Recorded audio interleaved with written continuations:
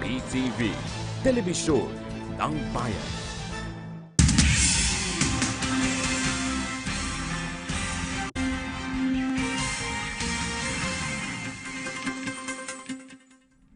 Pansamantala po nating pinuputol ang pagdinig sa Senado para bigyang daan ang talumpati ni Pangulong Rodrigo Duterte sa Sarangani.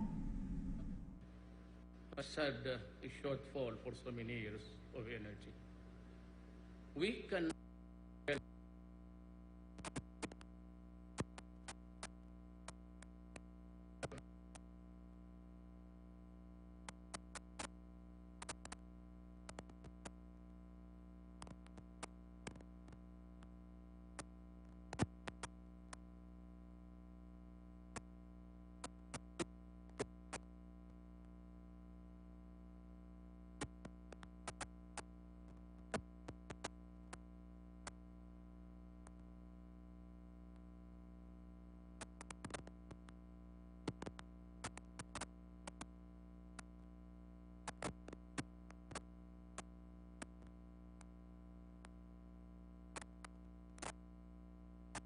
Ang technical difficulty kung saan ay kasalukuyan pong nagtatalumpati si Pangulong Rodrigo Duterte sa kanyang pagbisita sa isang power plant sa bayan ng Maasin, Sarangani. Ito po ay ang groundbreaking ceremony dyan sa isang power plant sa Sarangani.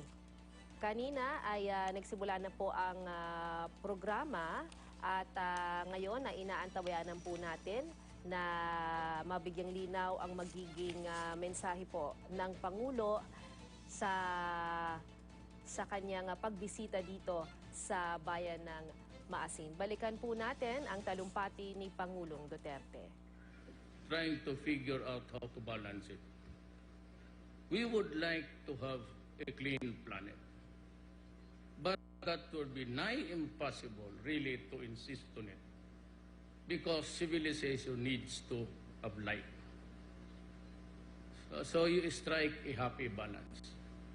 But for as long as the most viable fuel is called and cheapest, so that the power can also be delivered energy to the people at a much lower price, then we'll have no other alternative except to upgrade the technology to its fullest, to limit anything that starts, whatever machine, will always have a pollution. Pati ang tao may sariling contamination rin sa kanya. So, kami yung nasa gobyerno, we have this, the power to limit and the power to increase. At this time, whoever is the president of the Philippines would always contend with coal.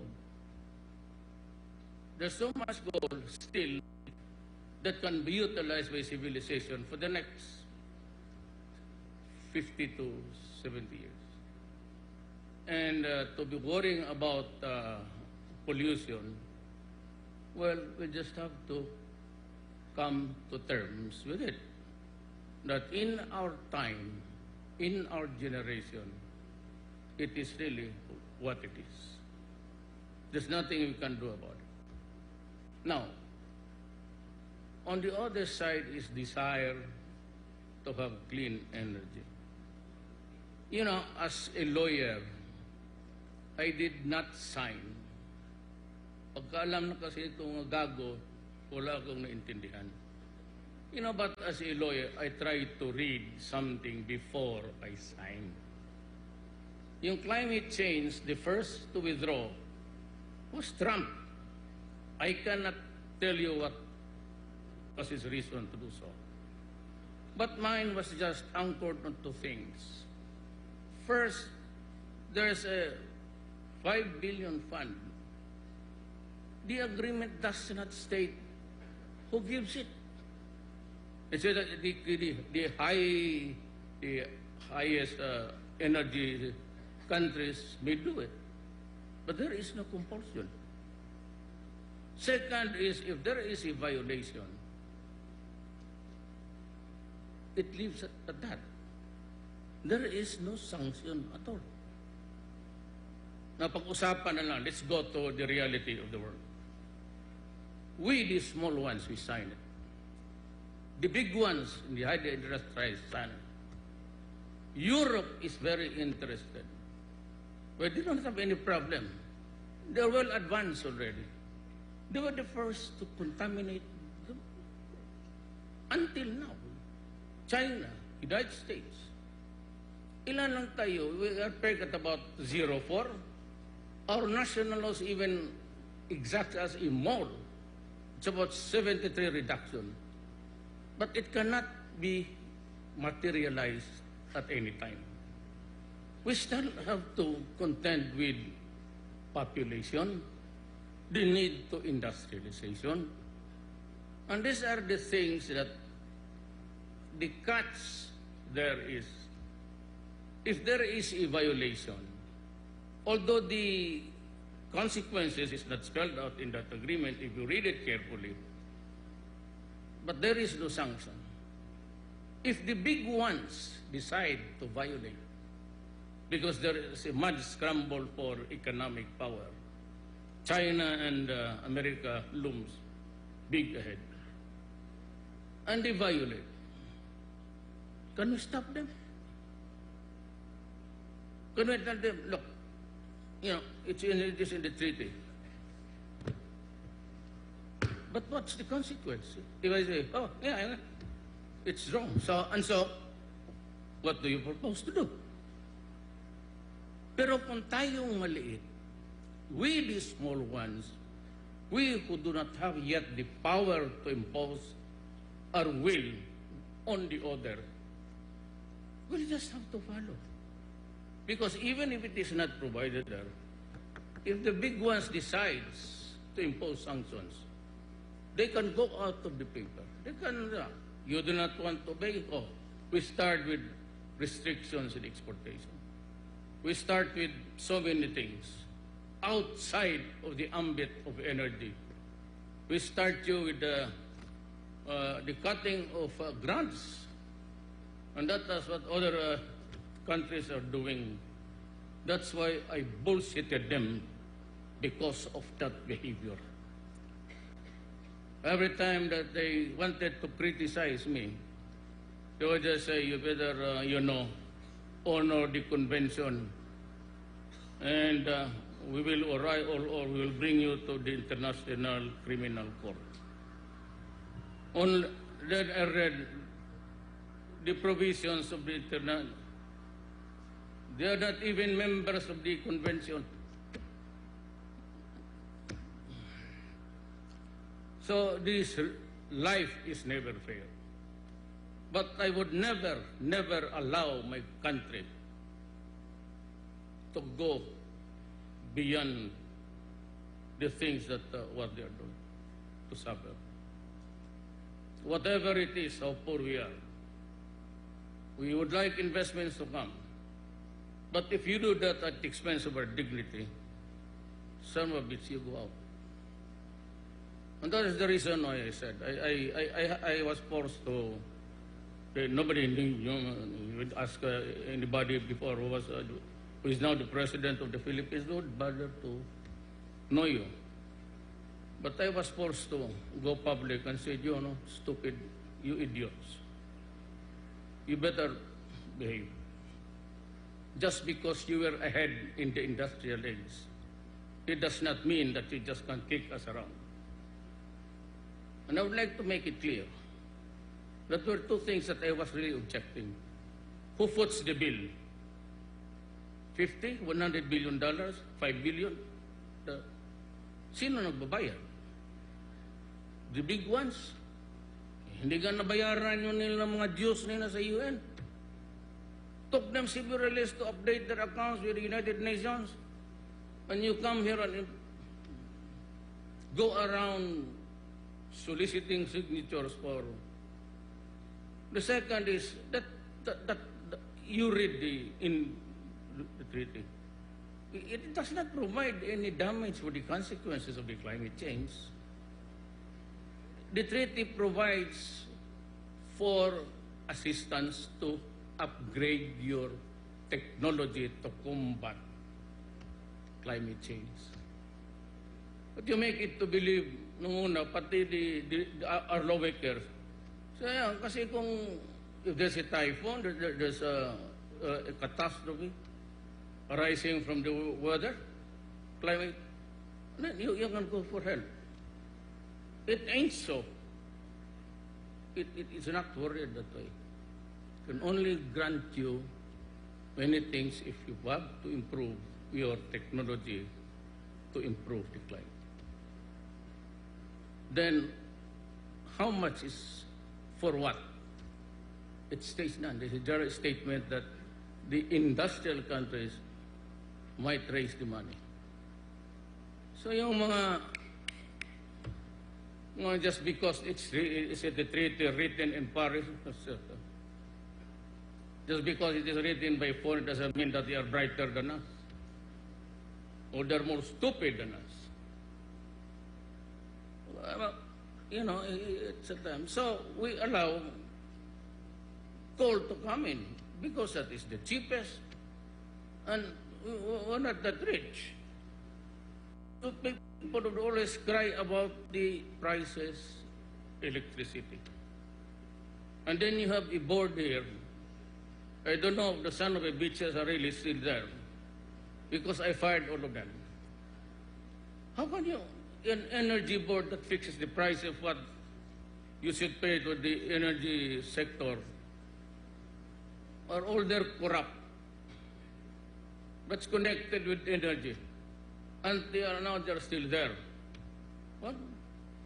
Stay there. But I will transfer your office to Basilan. So you guys in government, I promise that I am not trying to appear as immaculate or clean.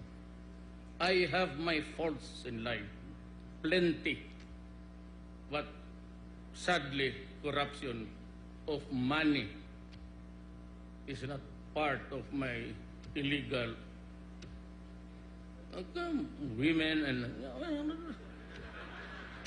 but the problem is, sadly, all of the men in front of me are also guilty of it. If you could find one or two, then that is a miracle. So I would like to again to say, my cabinet is clean. At I'd like to address to the Filipinos. The only way for you to help me stop corruption is to be assertive. Anybody from government starts, even just a whiff, at malaman ko, no second chances. I'll fire you. You do not leave office because of the law. I will abolish the office. I will withhold the money. Pay yourself if you want to be there. Board, it's a very serious, it's a quasi-judicial body. You decide over the fate of the packets of the people. And you are there corrupt. Who now takes care of the entire nation kung ganon kayo ka-stupido? And even the director. Ang ano dyan, it's directors actually and down. It's good in implementation. I think that all presidents meant well, but along the way. So I am trying to address my fellow men and to the investors. Do not pay. You do not have the obligation to give money corruption, to promote. All you have to be is to assertive. Pag may maghingi, basta kanino, kima customs, kima BIR, all you have to say is, look guy, if you want money, I'll give it to Duterte, you get to money. I'll double the amount. Or at the first instance, you slap him. Create a scene. Ano sabihin, may airport, nung dadating yung mga kamag-anak nila. I have observed that when you go abroad, Hong Kong, vacation time, We pass customs and immigration. We don't even have to go in front of the box. Nobody asks us. Here comes a congressman, a governor, and even if I brought in 10 luggages for only 2 days in Hong Kong, nobody stops me. But the OFW, yung kalit-lit, buksan tapos, if there are 2 or 3 perfumes there, kunin ng isa. They're just picking things that they want. Stealing people, harap-harapan yung nakawan. It's actually nakaw. So do not go for it. I've told the immigration, do not open the luggages. Total dadaan ng ano yan eh, ng X-ray. The arriving cargos, you just don't know it, there's an X-ray there, down. And you can always, if there is no contraband or prohibitive item, then you're supposed to open them. So, the airport now is quite, not really, but comfortable. If somebody touches your things there inside, you slap him. Totoo, make a scene, estilo ba, scene to will attract attention. And so there are a lot of media people there around. And they would pick that story. And I would know. Or that 8888, right after the news on the government station PTV4, there's one out there where you can text. Name the person. Director, tapos, he's milking me. And I will call the director. And I guarantee you, if you want dissatisfaction, I'll call you. It's either I kick him or slap him in front of you. That is how it should be. Until such time that the deadly strain of corruption, or if you do not want, then at least stop for 6 years. Until then, there will be no corruption in government. Itong mga directors, December, I released 1 billion for people all around the country carrying yung resita prescription walang mabili. No money. I told Judy Tigualo to give it right away because it's Christmas time. Dito sa, I'm still trying to, in one region, itong putang inang director na to was absent for, if I pay you, how many? 300, you work for it. You stay in the office. Because if you shortchange the person, the public, the transacting public, ang bayad sa iyo, for 300, work for 8 hours. Then after the lunch time, you go out, you do not come back anymore. This, you directors, I am covered national. Stop it. You are not the privileged. You should not be privileged. You eat your lunch in your office and be there when the papers are signed. For each department, matagal na, energy defense, I placed 1 month. 1 month, they have to release the paper, whether it is approved or not. The director shall only have 15 days. The local government should only have 3 days. In Davao, it's only 3 days. I'm not trying to pull my own chair, but look at Davao. But initially, nasasampal ko na. But when I said, I'll kick you, I'll kick you. I will go to your office and in front of your office, I will kick you. I do not want to do it, but if you press mo, I will. Praktisado ako dyan.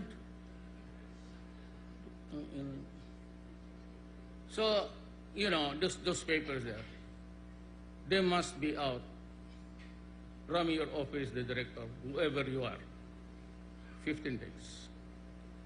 And I would like to urge every citizen of this country, text mo kagad. putang inang direktor nito, mayor, wala dito nga. Tapos 2 linggo na, do not, kayong nasa gobyerno, it's time to have a respite from corruption. I said, I'm not pretending to be the cleanest Filipino.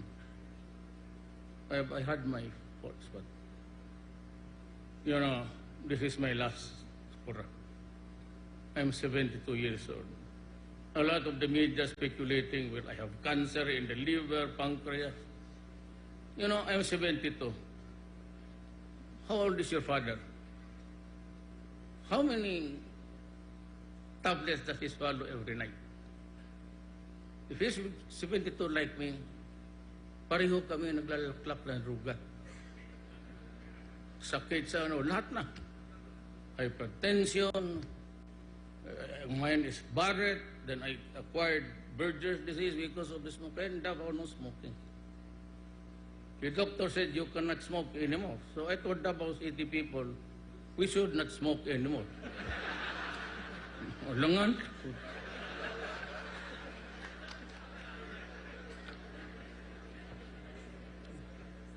Akala ka ba you want a country of equality? If I cannot smoke, why should you? So I'd like to congratulate Sarangani Power. The Alcantara family came here many years ago, and my father too. We were just migrants, but they were already not trying to offend you, but well off. They started with business right away. My mother is a Mindanaoan. It took us another alley to history. And I've been the mayor of Davao City for 23 years. I never lost the election since 1988. Tuloy-tuloy na hanggang na-presidente ako. And just for your curiosity, if you ask me if I am exceedingly happy to be president, I'll tell you this. I do not need it at this time of my life. All the applauses and praises and adulation. For 40 years being a politician, including me being a congressman and the vice mayor to me, I've had enough of it. It does not ring a bell. And all I'm doing now is just work, and work. The salary of the president is 130,000. This good as your time. Please forgive me. I will just utilize the time. Kayong nasa government corporations and SSS, and you award yourselves with liberally with the money of the people. I have issued an order. You go down as down. There will be no more increases of your salary, your emoluments without my approval. I will bring you to my level. So I go home. I do not sleep in the palace. I do not like the word palace. It's just the office and residence. I live across the river. I ride the pambot. Sometimes it runs out of fuel. Well, that is how it is. What I'm saying is, I'm happy that the investors heard. I would like to welcome you. I apologize for the death of your compatriot.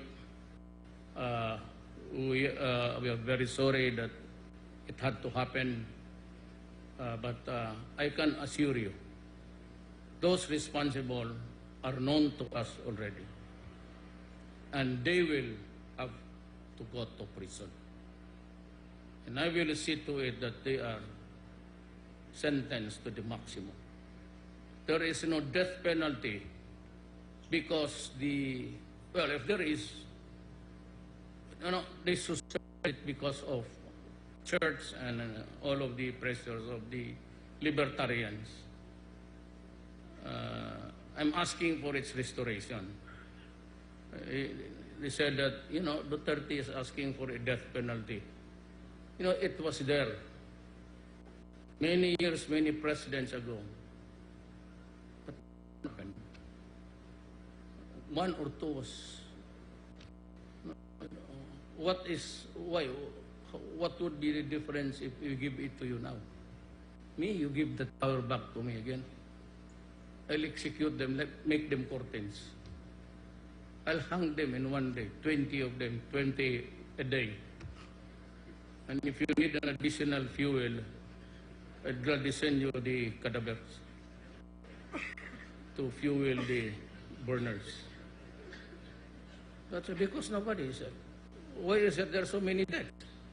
Well, the politicians before used to strap around with 5 army men, 5 policemen, all armed. So at that time, and politics was the rule of the day. If it doesn't like the army colonel or the regional commander, whoever, they will just call the president. And it's all politics. And the politics would call Ginaldo and say, take him out because, my leaders are complaining. Nobody does it. In the first place, I never had any political machinery. I didn't have the money. So I owe nobody nothing. So the politicians stay there. And I know how they operate. I've been mayor. Start to organize your law and order fund. Because if your LG, your municipality or city is in turmoil with so much drugs, I would ask you that you pocketed your intelligence fund and for the operations of the police. So that I'll take out your supervisory over the police.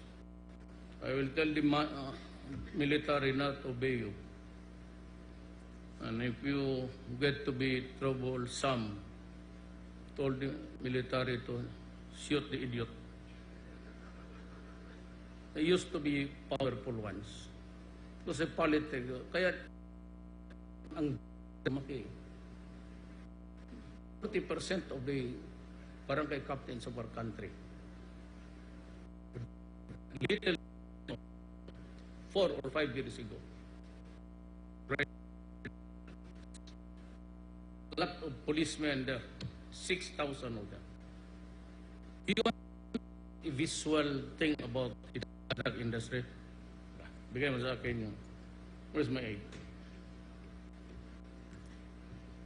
You really want to know the enormity of my problem?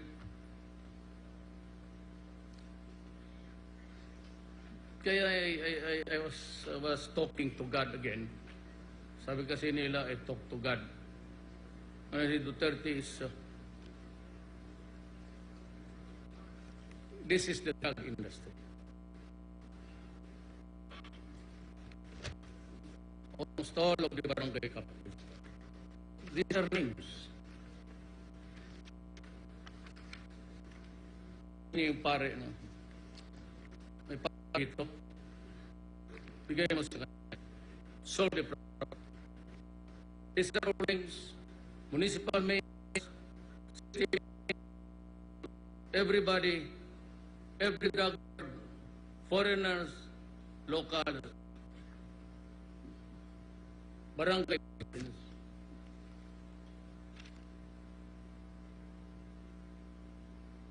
Kaya yung USA, sige sila, I won't mention that. You want to know my problem? Or criticize me? No. I'll give you that list. So lawyers, then help us. I'll invite you so that all the foreigners also understand. Which is more evil? which is the evil one. The drug lords who are cooking shabu and feeding it to my countrymen and our children, or it's the police in some operations, extrajudicial killing. I have lost 32 policemen today. I have lost 19 of my soldiers just making an entry into the Shabu laboratories everywhere. When I was mayor in Davao City, look at Davao City. You can walk around every night. Why? Because there's nobody there to molest you, to disturb you. Or look at in other places. But Manila is relatively safe. It will become safe. It will become safe. Take me about 3 years if I get to live that time. 3 years medyo wala na talaga. But for as long as the drug is there, you know, they say that they lament about a child being hit by a bullet in a gun battle between the, you know, as a lawyer, I would just like to lecture everybody in the Philippines listening. If there is an encounter, policeman is performing illegal duty. A criminal, they're shooting the police or shooting each other. And if the police, it's a stressful one, maybe could unlock, the locking mechanism is just one direction. If he happens to lock it in the under stress, and he puts it in full auto, and he kills 1,000 Filipinos there. What's our liability? Civil. We only pay. We do not incur any criminal liability. Because this police is working in the performance duty. He could not possibly control the bullets coming out from the barrel of the gun. That's it. But the criminal who fights the police committing a crime, and he does the same thing, who throws a grenade and kills it, he is responsible for the death of the policeman and all others. Why? Because he was committing a crime. Now, there's so much binabatikos na they're crucifying the police. You put yourself in a gun battle and let us see what happens. It's a running gun battle. So, really, the military calls it collateral damage. Well, I'm sorry. We're ready to pay. But for as long as drugs, the drug lords, and the pushers are there, we will destroy them. I've ordered the military to destroy them. I did not order the military and the police to conduct a police operation. That's nonsense. Go after them, go against the apparatus, and kill them. So I take full legal responsibility for my order. The military and police can just be rest assured that I will protect. Ako yung nagbigay. Why? Because I have to protect my country. Why? Because there are now 4 million addicts. Why? Because you are reducing my country into a slave state. Why? Might be better to have of Africa and the Middle East. You can still utilize his talent. But if you make a slave of a Filipino, a criminal, and to fatten your pocket, my God, I will kill you. Telling you now. There's no other way.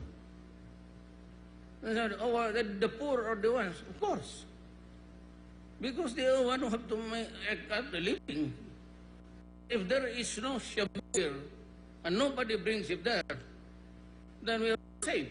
Or there are so many poor without work because there is no more supply, that we are relatively safe.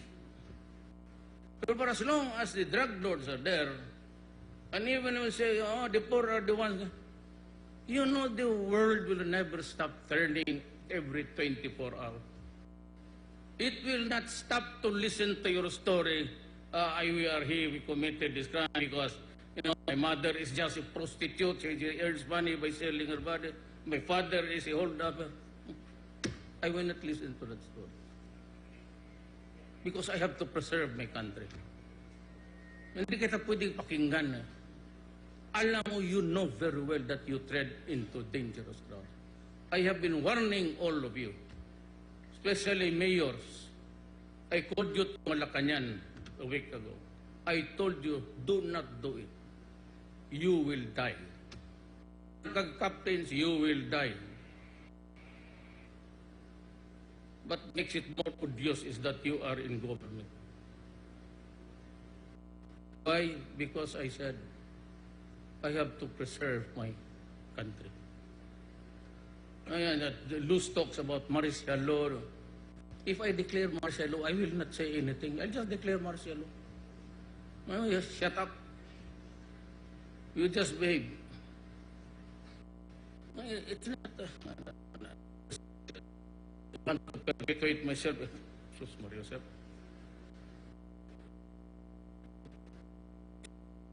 I do at this time of my life. I'm ready to go anytime. You want me impeached? Go ahead, be my guest. I'll be taking off shortly. Just make sure that you hit the pilot. Never mind about us because we will go down with him. Ganon lang yan. I'm scary about impeachment, kudita. God says you will be president of the Philippines. Good only for 7 months. Maybe from you will never make it back to your home. Fine. So we had at least you have heard me. And that is my legacy to you. And when your children says what happened at this time of our history, just tell them the truth, that this is how it developed. I am even the military and the police. I back them up and said, do not nurture or propagate personal loyalty.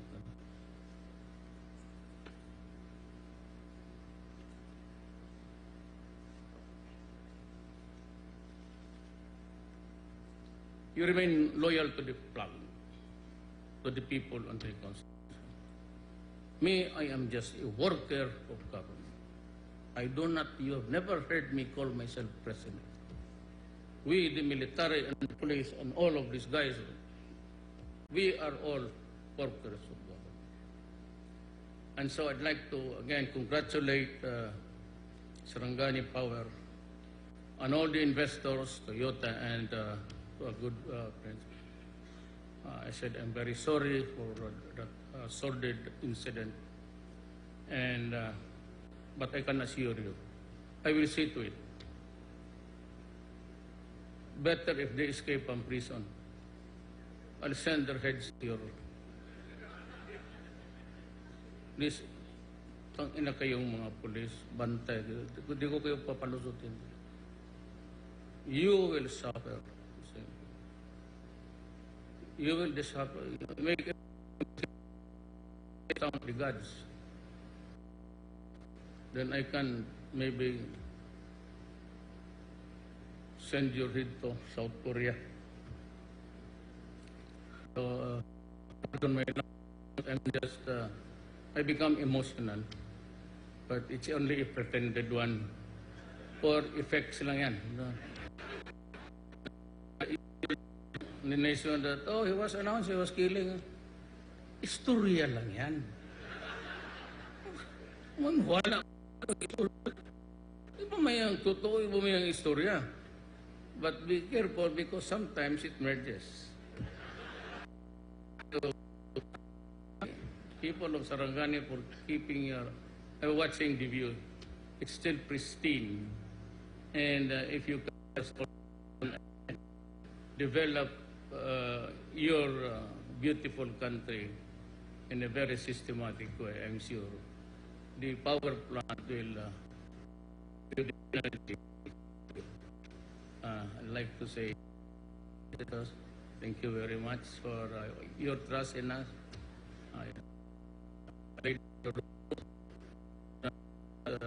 Do not just report to me. I have an open line.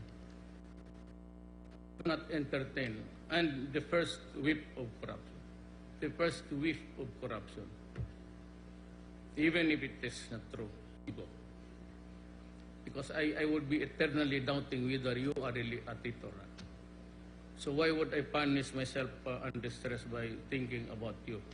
Who are you to be? So, salamat po lahat, sa inyo lahat. And mabuhay ang Sarangani. Good. Thank you, Mr. President. May we now... At yan ang talumpati ni Pangulong Duterte sa ceremonial switch-on at groundbreaking ceremony ng Sarangani Energy Corporation Power Plant.